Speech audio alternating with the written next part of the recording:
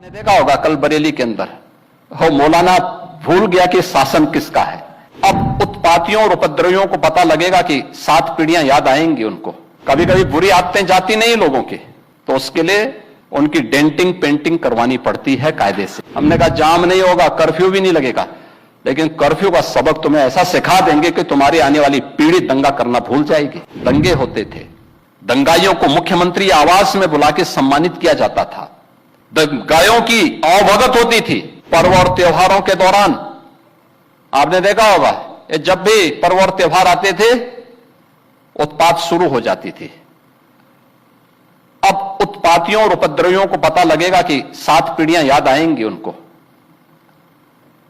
क्योंकि कभी कभी बुरी आदतें जाती नहीं लोगों की, तो उसके लिए उनकी डेंटिंग पेंटिंग करवानी पड़ती है कायदे से, जिससे उनकी बुरी आदतों को हम ठीक कर सकें।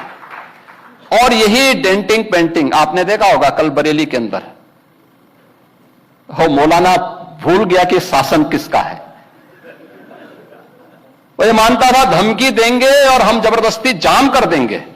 हमने कहा जाम नहीं होगा, कर्फ्यू भी नहीं लगेगा, लेकिन कर्फ्यू का सबक तुम्हें ऐसा सिखा देंगे कि तुम्हारी आने वाली पीढ़ी दंगा करना भूल जाएगी। क्या तरीका है जी?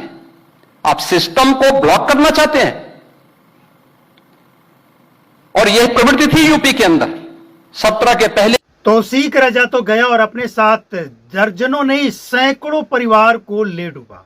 अब कुछ लोग जो सेकुलर पार्टी के लोग हैं, सेकुलर पत्रकार हैं, वो इस पे सवाल खड़ेंगे कि ये जो कार्रवाई हो रही है ये सही नहीं है। भाई सवाल ये है ना कि देश अगर शांतिपूर्वक चल रहा है, पर्व त्योहार है, तो अशांति फैलाने की क्या जरूरत है?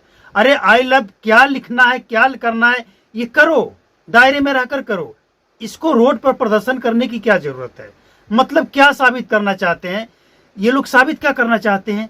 और सबसे बड़ी बात, पुलिस वाले के ऊपर हमला। अगर पुलिस वाले समझाने जाए तो पुलिस पे अटैक। वो पुलिस वाले कहीं विदेश के नहीं है, रोहिंग्या बांग्लादेशी नहीं है, अपने ही भारत के किसी किसान के किसी जवान हैं वो।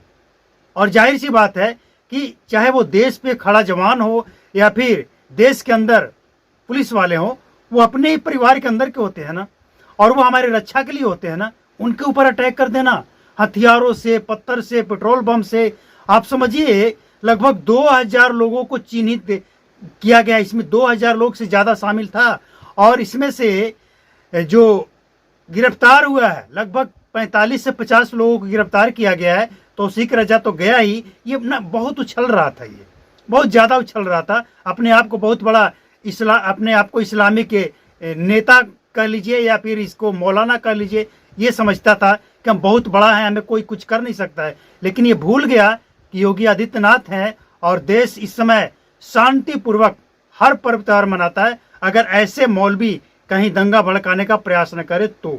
लेकिन ये वही लोग हैं जिनकी पुरानी आदत है।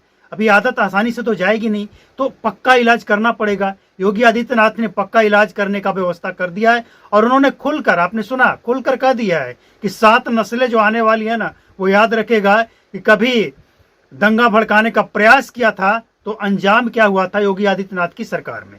अब समझिए आप कि तौसीक रजा समेत 50 लोग गिरफ्तारी हुए, कारतूस, बारूद और ना जाने ईंट पत्थर क्या क्या हथियार बरामद हुआ है। इसकी क्या जरूरत थी? और कैसे ये लोग इकट्ठा हुए? अलग अलग जगहों से बुलाया गया, व्हाट्सएप ग्रुप और कॉल कर करके लोगों को बुलाया गया, और इन सब की मत्ती मारी गई थी कि कहाँ ये इकट्ठा हो रहा है और क्यों बुलाया जा रहा है। मतलब ये लोग को पता था, ऐसा नहीं कि पता नहीं था कि सरकार किसकी है और कार्रवाई क्या होती है। सब पता था, सबको पता था, लेकिन इसके बाद भी अपनी हरकतों से बाज नहीं आना, क्योंकि इन सबको ना डोज दिया जाता है। जानते हैं क्या डोज?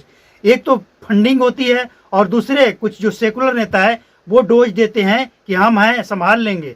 लेकिन जब मामला आगे बढ़ जाता है ना, तो ये सारे सेकुलर नेता अपने बिल में दुबक जाते हैं, ये बाहर निकलते नहीं है। समझ जाते हैं कि नहीं, मामला बिगड़ जाएगा और हम भी फंस जाएंगे। और जाहिर सी बात है, देश की शांति भंग करने का अंजाम क्या होगा, इसका प्रूफ तो होना ही चाहिए, थोड़ा दिखना चाहिए कि देश में अगर कोई शांति भंग करने का प्रयास करेगा तो सरकार क्या एक्शन लेगी, और वो भी योगी आदित्यनाथ के रहते हुए। ऐसा अब गिरफ्तार, ये लोग गिरफ्तार हुआ, इतना ही नहीं, अब आगे देखते जाइए क्या क्या होने वाला है। और सबसे बड़ी बात, जो सेकुलर पत्रकार है, इन लोगों की सबसे ज्यादा मिर्ची लगी है कि कोई ऐसा कैसे कर सकता है। तो अरे भाई, कोई ऐसा कैसे कर सकता है? आई लव क्या कहना है, नहीं कहना है, वो कहो ना, जो कहना शांतिपूर्वक कहो। ये दंगा का क्या मतलब है? अभी दशहरा का टाइम चल रहा है, तो ये लोग समझा कि ऐसा कुछ करो कि जिससे एक विशेष समुदाय के लोग डर जाएं, घर में दुबक जाएं। लेकिन सरकार किसकी है? और सरकार किसी की भी हो, कार्रवाई वही होना चाहिए जो दंगाइयों के साथ, देशद्रोहियों के साथ होना चाहिए। देखिए, एक बात तय है, इस देश में कुछ ऐसे लोग हैं जो शांति देखना नहीं चाहते हैं, अमन शांति देखना नहीं चाहता है वो। और ऐसे लोग वही लोग हैं जो विदेशी फंडिंग कहिए या फिर कुछ सेकुलर पार्टी, कुछ संगठन जो देश में है ना, वो फंडिंग करता है कि बहुत दिनों से शांति हो गया, थोड़ा कुछ करो। और इस बार ये तौकीर रजा को हम बहुत दिनों से सुन रहे थे, बहुत भड़काता था ये लोगों को, और जब इसके ऊपर कार्रवाई नहीं होती थी ना, तो मनोबल बढ़ता गया। लेकिन किसी भी चीज का अंत होता है ना, वही हुआ, पाप का घड़ा भर गया, अंत हो गया।